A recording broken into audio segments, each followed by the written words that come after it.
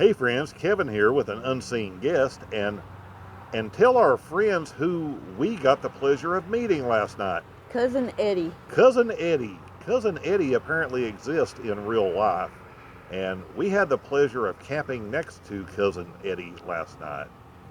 So we'll be happy to share all of these fun details with you. Now, we had already stayed at this beautiful place one night. It's a city park. It's about $10 a night with electric hookups. They have water there too. Nice and flat. There are probably 20, 25 hookups in there. One other person on one end, so of course we kind of go towards the other end so we're not sitting on top of that person. So we run around and we come back the second night. We're there, and right at dark, here comes Cousin Eddie. Cousin Eddie with that same type of falling apart motorhome. And of all the places there, Cousin Eddie decides he needs to be directly next to us, which he pulls in to do. Except Cousin Eddie has an entourage. Now, common decency and the way I would look at it, if I went to a place and there were 25 places and there was one there and one on the other end, I would get in the middle, or I would at least get 2 or 3 spaces away from someone. But no, Cousin Eddie decided he needed to be with us. And Cousin Eddie's entourage consisted of another beat-up vehicle and some guy on a motorcycle.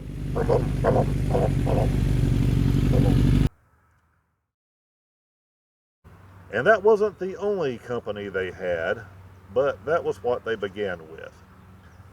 So they pulled in and they hooked up, and we tried to be nice, and I was praying that their electrical outlet wouldn't work, because some of those in this park apparently didn't, but theirs amazingly did. So now we're going to be neighbors.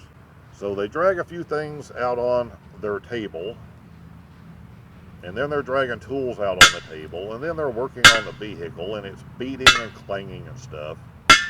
And at one point some woman shows up, and 2 of them disappear inside with her, leaving the third guy outside.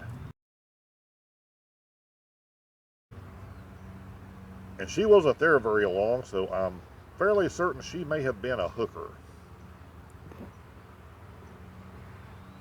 Especially since they didn't seem to really know her correct name when she showed up.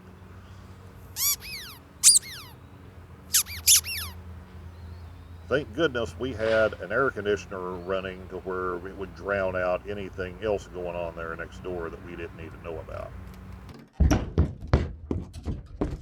But they were quiet, thankfully, after that and through the night, until I happened to be up late working on a little project, and I know the motorcycle started up about 1:30 in the morning, and I'm not sure if the dude left at that time or not. So we queue up till the next morning and share with us some of what was going on the next morning. Well, Cousin Eddie had his propane tank outside, laying on the ground, and he seemed to be hammering on it or trying to move it and shove it back into his camper. At one point he had the trash can over there with it sitting on the trash can, Beating on it. beating on the line or something, I don't know. But after that, he moved the trash can back, shoved this thing into his camper. Well, not into his camper. It was basically laying under his the camper, as were several other parts. Yeah. And then some lady was underneath one side handing him tools to the other side, making all kinds of noise. So, when you know you're going to be doing things like this, it's obvious that you want to be right beside someone else with all of these empty spots in there. It was fairly tolerable, but again, working on propane, and we had decided we were going to run out town for something anyway, and about the time we were setting up to do that, the entire area just filled up with the smell of propane, apparently from the leak he was having, either from his tank or from his line or from his rig or whatever. So Cousin Eddie may blow up or burn up tonight at some point. But I don't mean to seem as whiny as I probably come across. It's just, this is why I stopped going to movie theaters. I could be one of 5 people in the movie theater, and right as the movie began, some family of 14 people would come and decide apparently that I looked lonely and that they needed to come and keep me company. And just surround me, and then, of course, talk among themselves the entire time. And my mother, God rest her soul, this is apparently her fault for teaching me manners. So I would know the difference between what you do and how you treat people and what you don't do and how you don't treat people. So I know there's a lot of people that blame stuff on their parents. I'm going to blame that on her. Obviously, it's her fault. If she hadn't taught me these things, I wouldn't know the difference. But feel free to put your opinion down in the comment. Am I right? Am I wrong? Am I being sensitive? Am I, should it just be this free flow world that you just should overlook everything that everybody else does because it's a public campground or a private campground or what have you? I don't mind. It's a different situation if there's 20 spaces and 18 of them are full, and somebody pulls in next to me that has 2 or 3 kids that are going to run and play and yell. I have no problem with that because they had no other place to go, and they have just as much right to use the place as I do. So I don't have issues with things like that.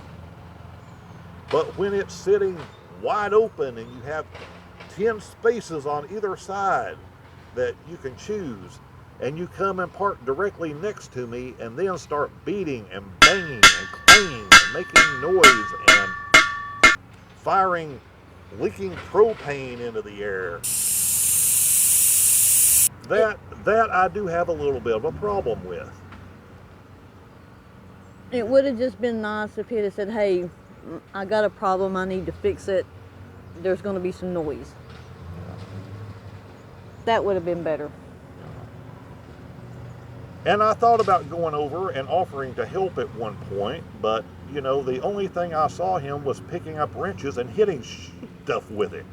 So, therefore, I didn't think he necessarily needed my help. But just out of kindness, I should have offered, and I was going to at the time that the propane just filled up that whole end of the park. So then we just decided to go ahead and leave. And the fun thing is, we will probably go back there and stay tonight. Although we will probably move down 4 or 5 spaces. And then he's going to feel bad. And then he may think, he'll probably look down and see that we came back and didn't camp beside of him, and he'll probably think that, well, we're arrogant, stuck-up people. That could happen. But I guarantee, I don't guarantee, but you can pretty much bet, if it had been different and he had pulled in there and I had come in there beating and banging and clanking and working on crap for hours and opening the hood and shutting it 14 times and spewing propane out everywhere, the smell, that probably something would have been said to me.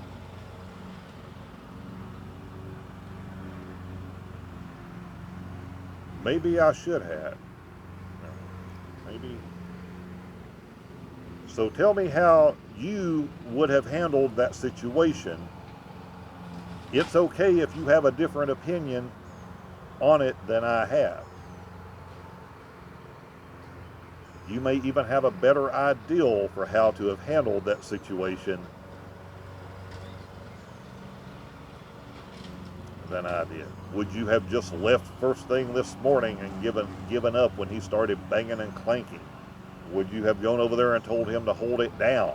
Would you have, what would you have done? How would you have handled it? Would you have taken your own wrench over there and started beating on things that whether he needed them beat on or not? How would you have handled it? Let me know. Let me know down below. because I really look forward to seeing some of these comments, and we'll talk soon.